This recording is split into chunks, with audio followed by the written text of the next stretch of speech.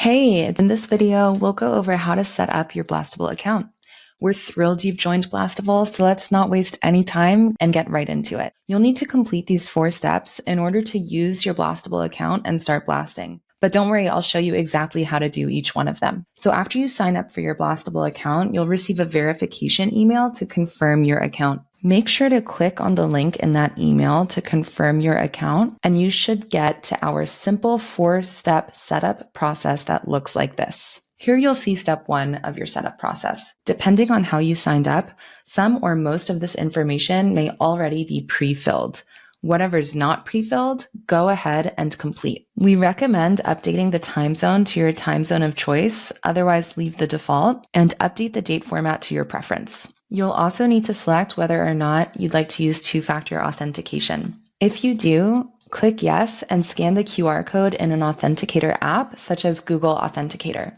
I'm not going to do that, so I'll choose no. And if you'd like to add a profile picture to your account, you can do that here, but it's optional. Then click the button on the lower right-hand corner to move on to step 2, and let's get cracking. On step 2, you'll set up your sender profile. Choose the name you want to send from, like your name or company name, and choose the email you want to send from. Please note that free email addresses like gmail.com are not allowed to be used. It needs to be a domain name that you personally own. If you would like your reply email to be different than your from email, then you can enter it here. For example, support@blastabletest.com if that's where you want your replies to go. But if it's the same as your from email, you can just leave it blank. Next, to comply with spam and email laws, you have to provide a physical mailing address that will appear in the footer of your emails. If you're mailing from a company, include your company name, otherwise leave it blank. It pre-fills your address from step 1, but if you want to use a different address, just fill it in right here. It's essential that it's an actual physical working address,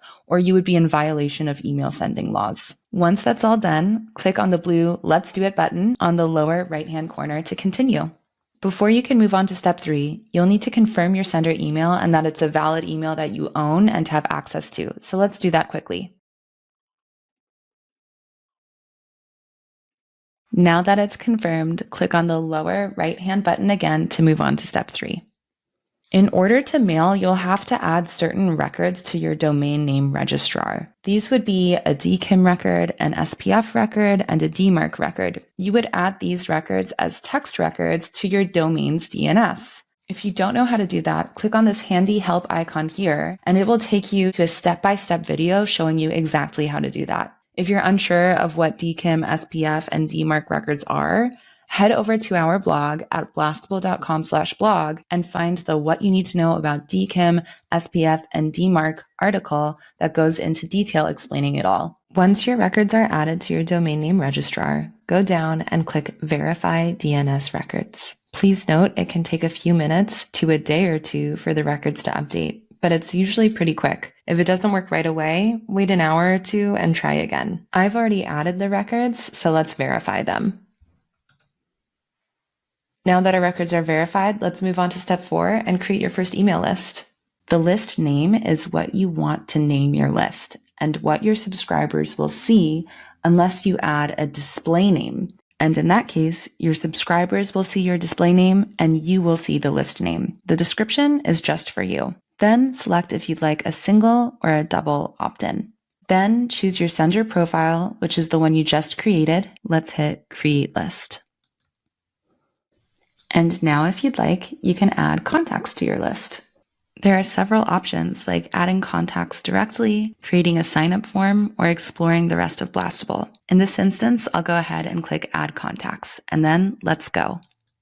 In this section, you can drag and drop or select a file to upload your CSV file of contacts. Then just click Upload and your contacts will be imported directly into your list. You can also add contacts by creating a sign-up form or using our API. If you need any help doing this, please check out our other help videos and articles. So congratulations, your account setup is now complete. You can now use your account to start blasting.